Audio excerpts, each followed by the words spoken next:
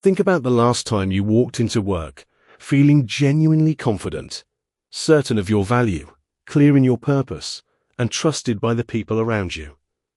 Now think about the moment something quietly began to shift. When colleagues who once respected you started to seem distant, when your ideas stopped landing the way they used to, when you found yourself second-guessing your own memory, replaying conversations at night, wondering what you had said wrong. Here is what most people are never told: that slow, invisible feeling of erosion is not always a reflection of your own shortcomings. Sometimes, it is the result of someone else's deliberate, calculated design. Research on psychopathy in professional environments has consistently shown that individuals with psychopathic traits are significantly overrepresented in corporate settings, not in prisons, but in boardrooms, executive suites, and management meetings. Studies suggest that approximately 1 in 25 corporate leaders may exhibit psychopathic traits, a rate considerably higher than the general population. The reason these individuals flourish inside professional structures is not because they are the most talented. It is because they are extraordinarily skilled at reading people, manufacturing trust, and constructing a version of themselves that is nearly impossible to question. They enter your world wearing warmth, like a perfectly tailored disguise. They remember your name, your birthday, the small details you mentioned only once. They validate your ideas, mirror your values, and make you feel genuinely understood in a world where authentic connection is rare. Before you have any opportunity to examine what is happening beneath the surface, you have already handed over your trust completely. What felt like professional friendship was, in truth, an intelligence operation. What felt like connection was reconnaissance, moving quietly beneath everything you thought you knew.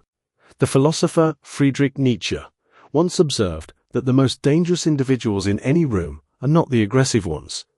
They are those who conceal their hunger for power behind warmth, humor, and social grace. Centuries later, psychologists gave that observation a clinical name: strategic charm, sometimes called the mask of sanity. This mask does not slip in public. It does not crack during team presentations or performance reviews. It reveals itself only in private, in a subtle expression after a meeting where you were made to look incompetent, in the quiet satisfaction of watching a carefully planted rumor reshape how others see you. Most people never recognize it for what it truly is, not because they lack intelligence, but because they were never taught what to look for. The question is not whether someone like this exists in your professional world. The question is whether you are already inside their game and simply have not recognized the rules yet. Here is where the psychology becomes truly unsettling. The manipulation deployed by corporate psychopaths is not chaotic or impulsive. It is strategic, patient, and executed with a precision that most emotionally healthy people struggle to comprehend, precisely because they cannot imagine thinking that way. One of the most powerful weapons in this playbook is what psychologists call blame shifting, the calculated art of engineering situations where consequences fall on the wrong person and credit flows in the wrong direction. Picture this: a critical project begins to fall apart. Rather than addressing it openly, the manipulator quietly creates the conditions for failure, withholding key information, misdirecting resources, manufacturing just enough confusion to guarantee a poor outcome, and then positions themselves as the calm, composed leader who steps in to manage the very crisis they privately designed. You are left holding accountability for decisions you never had the full information to make correctly. When you attempt to explain what happened, you sound defensive. You sound paranoid. You sound exactly like someone who failed and is searching for someone else to blame. This is not coincidence. This is architecture.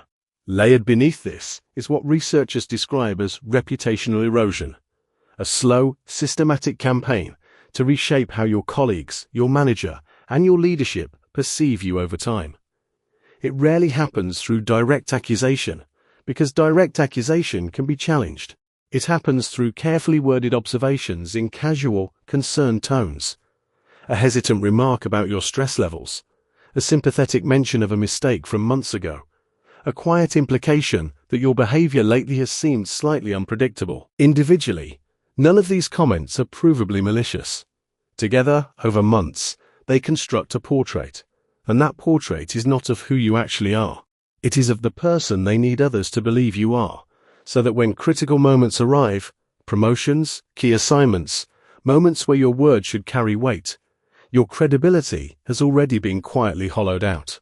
What makes this particularly devastating is the mechanism researchers call gaslighting, the deliberate distortion of your reality until you begin to doubt your own perception. You remember something being said. You are told it never happened. You raise a concern. You are told you misunderstood. Slowly, your internal sense of certainty fractures, and a person who no longer trusts their own judgment is infinitely easier to redirect, isolate, and control. This is not personal. This is tactical. It has always been tactical. The only way to defend against a weapon you cannot see is to first understand exactly how it works. So what do you actually do with this knowledge? How do you protect yourself inside a system never designed to detect this kind of invisible psychological warfare? The first and most essential truth is that awareness itself is the foundation of every defense available to you. The moment you recognize a pattern for what it is, it loses a significant portion of its power over your mind and behavior. Emotional detachment is not coldness, it is strategic intelligence. When you stop reacting to provocations in the exact moments, they are designed to destabilize you. When you stop rushing to defend yourself before understanding the full picture, you remove the fuel that manipulative behavior requires to function. The person who does not react predictably cannot be easily redirected. The second tool is documentation, not as an act of paranoia, but as a quiet act of self-preservation. Keep clear records of communications, decisions, timelines, and responsibilities. When someone attempts to rewrite history or reshape the narrative of what happened, your documented evidence becomes your most powerful response to manufactured doubt. When someone tries to redefine reality, your records quietly restore it. The third shift is the deepest and most transformative, a fundamental change in perspective. To recognize that you are dealing with someone who does not experience empathy or remorse the way you do is not a cause for despair. It is a source of extraordinary clarity. Psychologists who study dark triad personalities consistently note that these individuals depend on one critical assumption: that their targets will continue to respond with good faith, emotional openness, and a desire to preserve the relationship at all costs.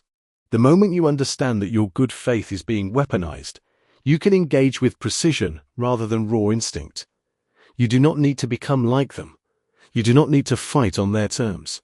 You simply need to stop playing the game unknowingly. The most powerful position in any psychological dynamic is one of informed calm, where you see clearly, document carefully, and respond with deliberate intention rather than emotional reflex.